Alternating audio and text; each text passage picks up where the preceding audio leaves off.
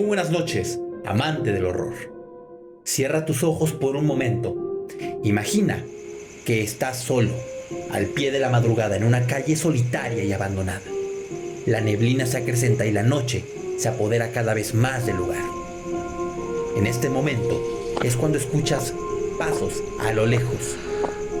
Un frío se acrecenta dentro de ti y recorre tu cuerpo como un escalofrío. Al momento de percibir esos pasos más cerca de ti, volteas y es en este momento donde el sonido inconfundible de la noche se interrumpe con el de una navaja afilada rozando tu cuello. No tienes tiempo de reaccionar. Caes al pavimento y tras breves segundos observas una forma irreconocible. Una sombra, la cual lleva consigo una capa, un sombrero de copa y botines largos. Es en este punto cuando quedas inconsciente. Que esto sirva como preámbulo para el programa del día de hoy, el cual se situará en la antigua época victoriana, a finales del siglo XIX, en uno de los barrios más pobres del este de Londres, Whitechapel, sede de una oleada de crímenes atroces y sanguinarios cometidos por un solo individuo, quien a 134 años de estos eventos sigue sin ser identificado. Quédate conmigo, que te narraré la historia del primer asesino serial mediático de la historia, Jack el Destripador. Iniciamos.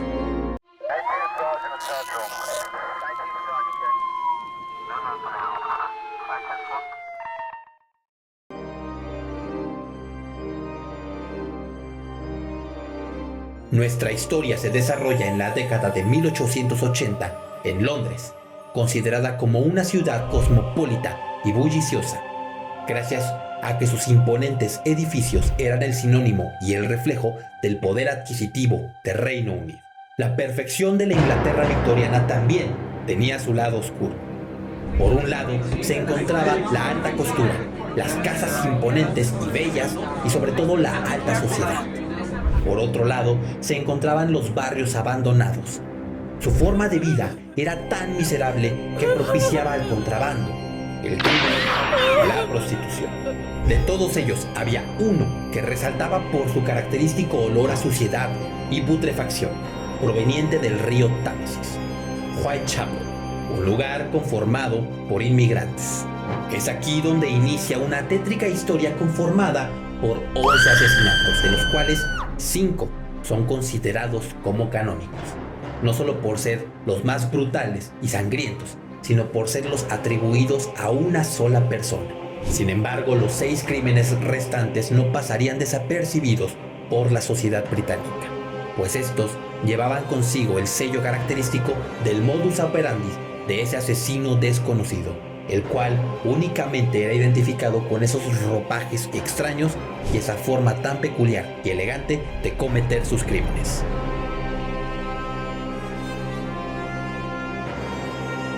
Madrugada del 3 de abril de 1888, una mujer de nombre Emma Elizabeth Smith es atacada en un callejón de Whitechapel. A duras penas logra llegar a su casa, donde su amiga Mary Rosa, al verla lastimada, decide llevarla a rendir su declaración. Ya con las autoridades de Scotland Yard, menciona que fue atacada por 3 hombres, uno de ellos mucho menor que ella. Es aquí donde la mujer cae inconsciente. Ya trasladada a un hospital, a la mañana siguiente fallece. La causa de la muerte: una peritonitis ocasionada por un objeto contundente que entró en las partes íntimas de la mujer hasta desgarrarle el peritoneo. Este sería considerado como el primer asesinato de la zona. Madrugada del 7 de agosto de 1888, 4 meses después de este primer altercado, varios vecinos de Wentworth Street escuchan gritos provenientes de la calle. Al pensar que se trata de un caso de violencia doméstica, deciden no prestar atención. Cerca de las 4:45 de la madrugada, John Saunders, un empleado del muelle que se dirigía hacia el trabajo, baja las escaleras del edificio George Yard, solo para encontrarse con el cadáver de una meretriz de 40 años, llamada Martha Tabor.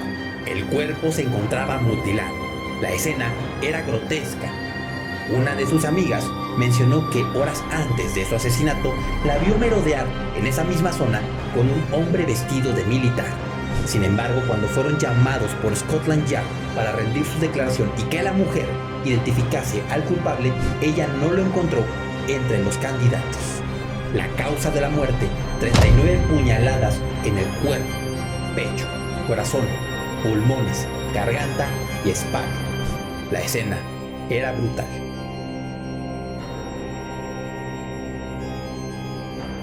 ...31 de agosto de 1888... una meretriz de nombre Mary Ann Nichols sale a las oscuras calles de Whitechapel para conseguir un poco de dinero y sostenerse.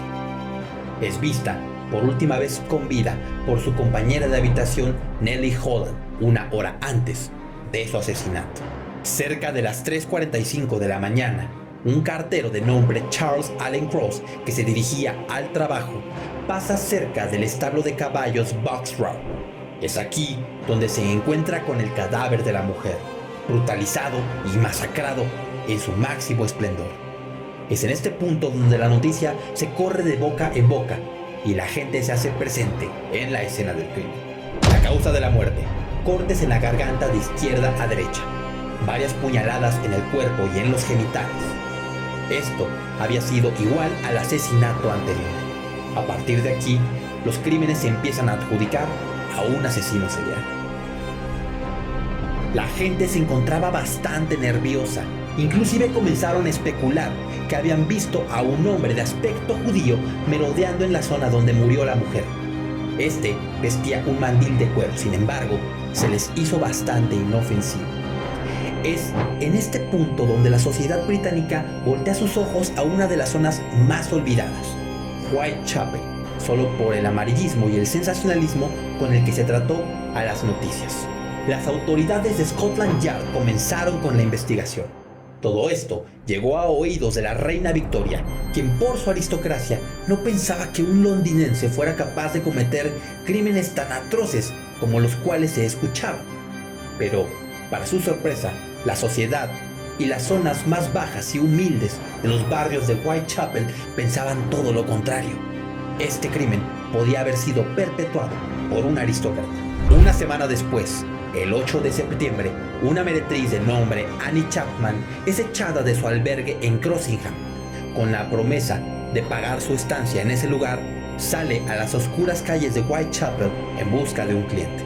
Cerca de las 6 de la mañana, un cochero de nombre John Davis, al momento de salir rumbo a su trabajo, se encuentra al pie de las escaleras del edificio 29 de Hanbury Street el cuerpo de la mujer. La cabeza se encontraba golpeada contra el pavimento y las escaleras. Era una masacre total. La causa de la muerte: de nueva cuenta, varias puñaladas asestadas al cuerpo, al torso, a las partes genitales. Los intestinos se encontraban de fuera. Estaban esparcidos en la cabeza, en los hombros y en las piernas. Este era el tercer caso con el mismo modus operandi que el asesino serial traía consigo. Varios hombres que se encontraban en el lugar escucharon a una mujer hablar con alguien. Sin embargo, poco después se oyó un estruendo sobre una de las vallas del edificio. Estos no prestaron atención, siguieron con sus actividades normales. Cerca de las 5:30 de la mañana, una testigo reportó que vio a la mujer, horas antes de su asesinato, caminando rumbo al edificio de Hanbury Street, acompañada de un hombre que portaba una cervadora, una capa negra. Se le calculaban 40 años. Y no solo eso, parecía un extranjero con una apariencia amigable. El acontecimiento escandalizó a los londinenses a tal punto que todos ellos pedían recompensa por la cabeza del asesino. Esto entorpeció las investigaciones de Scotland Yard, por lo cual se vieron forzados a inventar que casi atrapaban al asesino. Esto fue un grave error. Por lo anterior mencionado, aquel 25 de septiembre, una carta se hizo presente en las instalaciones de Scotland Yard, con la firma Jack el Destripador. Este nombre se lo había puesto la sociedad al asesino serial que rondaba por las calles de Whitechapel. La carta rezaba lo siguiente: Sigo escuchando que la policía me atrapó, pero todavía no lo hacen. Me causa risa el saber que se creen tan inteligentes y no dejan de decir que están cerca de capturarme. Ese chiste sobre el delantal de cuero me causó un ataque de risa. Estoy de acuerdo con las... y no dejaré de desgarrarlas hasta que se me antoje. Me encantó mi último trabajo. No le di tiempo a la dama para llorar. ¿Cómo pueden atraparme ahora? Me encanta mi trabajo y quiero empezar de nuevo. Pronto escucharán de mí con mis jueguecillos nuevos. Guardé algunas de las cosas rojas en una botella de cerveza de jengibre sobre el último trabajo para escribir sobre ello. Pero estas se volvieron espesas como el pegamento y no puedo usarlas.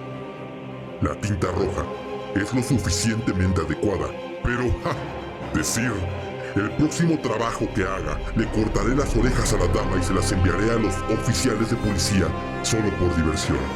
¿No es así? Guarde esta carta hasta que haga un poco más de trabajo. Luego, entréguela directamente. Mi cuchillo es tan bueno y afilado que quiero ponerme a trabajar de inmediato si tengo la oportunidad. Buena suerte. Atentamente, Jack el Destripador. No me importa dar el nombre comercial. Y por cierto, usted no fue lo suficientemente bueno como para publicar esto antes de quitarme toda la tinta roja de las manos, maldita sea. Aún no tuve suerte.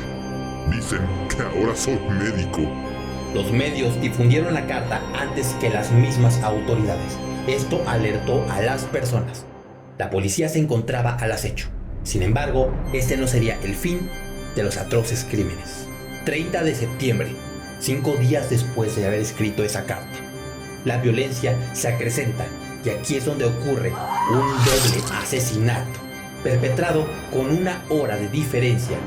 Se presumía que había sido realizado por 2 personas diferentes. Sin embargo, el modus operandi era el mismo que el de Jack el Destripador. Cerca de la 1 de la mañana, en Berners Street, se halló el cuerpo de otra meretriz, Elizabeth Stride, a quien se le encontró con un corte en el cuello de izquierda a derecha. Esto levantó el indicio de que el acto había sido interrumpido por la persona que descubrió el cadáver, pues no llevaba mucho de haber fallecido. 45 minutos más tarde se encontró en la Plaza Mitre el cuerpo de Catherine Edowitz. A diferencia del anterior, tenía el corte en el cuello de izquierda a derecha. También estaba masacrado, pues las puñaladas eran más que en los asesinatos anteriores, en los pulmones, en el cuerpo, en las partes genitales y también los intestinos los tenía de fuera. Estaban colgados sobre sus hombros, las piernas y el pecho. La escena era horrible, brutal. Nadie se imaginaba con lo que iba a ver esa noche. El asesino realizaba sus crímenes de forma rápida y concisa. Esto se corroboró ya que en el puño de Edowitz todavía se encontraban aquellos dulces de menta que la meretriz frecuentaba comer. También este asesinato se propició 45 minutos después del primero, como ya repetí en un principio. Sin embargo, la distancia entre ambas calles a pie era de 12 minutos. El asesino conocía muy bien las calles de Whitechapel. Esa noche, cada rincón de las calles fue explorado. Las autoridades no encontraron al culpable. Solamente se toparon con un pedazo de tela que era parte de la ropa de Edowitz frente a un mensaje escrito en tiza en una de las paredes, el cual rezaba lo siguiente: los judíos serán los hombres que no serán culpados de nada. La policía borró el mensaje para evitar un ataque antisemita.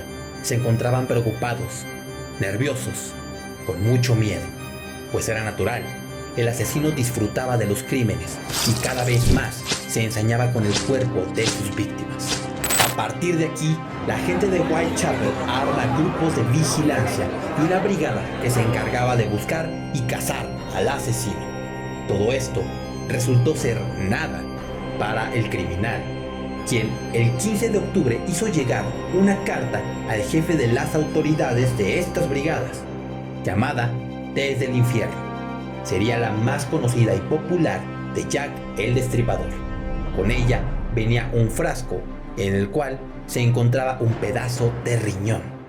La carta rezaba lo siguiente: Desde el infierno, Señor Lusk, le envió la mitad de un riñón que tomé de una mujer y que he conservado para usted. La otra parte la freí y me la comí. Estaba muy rica. Puedo enviarle el cuchillo ensangrentado con el que se extrajo, si aguanta un poco más. Atrápeme si puede, señor Lusk. Atentamente, Jack el Destripador.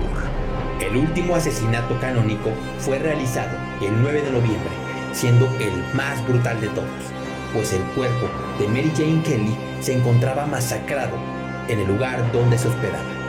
A las 10 de la mañana, el ayudante del casero fue a cobrarle los peniques por su estancia, y al no tener respuesta al tocar la puerta, este se asomó por la ventana. Aquí es donde contempló el horror absoluto. El cadáver tenía un corte desde la garganta hasta la espina dorsal. Las puñaladas no solo se encontraban en el cuerpo, sino también en el rostro de la mujer, el cual yacía encima de su cama. También se le retiraron todos los órganos y el corazón. La escena era la más brutal de todas. Las autoridades dijeron que esta había sido obra del mismísimo diablo. Todos los presentes quedaron impactados. Horas antes del asesinato, una mujer dijo haber visto a la víctima acompañada de un hombre de 40 años, al parecer judío, el cual vestía de forma elegante, con un sombrero de copa, una capa negra y ropajes elegantes.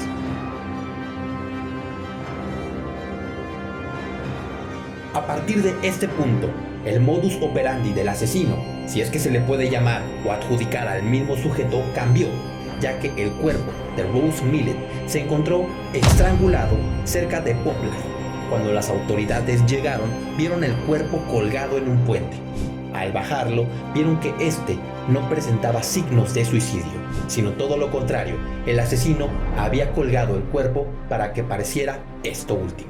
Con esto cesaron los asesinatos por 7 meses. Sin embargo, el 17 de julio de 1889 fue encontrado el cuerpo de Alice Mackenzie, a quien apodaban Pipa de Arcilla, objeto que tenía colgando en el cuerpo y con el cual se le reconoció a la mujer después de muerta. El cuerpo tenía heridas similares al modus operandi de Jack el Destripador: puñaladas en el cuerpo, en los genitales y cortes en la garganta de izquierda a derecha. 2 meses después de este trágico evento se encontró en una zona aledaña a Whitechapel un torso femenino. Pensaban que era una burla de Jack hacia las autoridades por no encontrarlo. Sin embargo, esto fue descartado y la sociedad comenzó a decir que esta había sido tan solo una broma de los estudiantes de medicina que usaban los cuerpos para hacer estudios anatómicos. El último asesinato registrado en Whitechapel se dio cita el 13 de febrero de 1891. Frances Coles, otra meretriz de la zona, había muerto tras ser apuñalada varias veces en el estómago, el abdomen y el cuello. No solo eso, el modus operandi era el mismo que el de Jack el Destripador. Una persona que la vio antes de morir afirmó que estaba acompañada de un hombre con las características similares al asesino serial. La sociedad puso en duda la eficiencia de las autoridades de Scotland Yard. Esto hizo que el jefe de policía, Sir Charles Warren, renunciara a su cargo.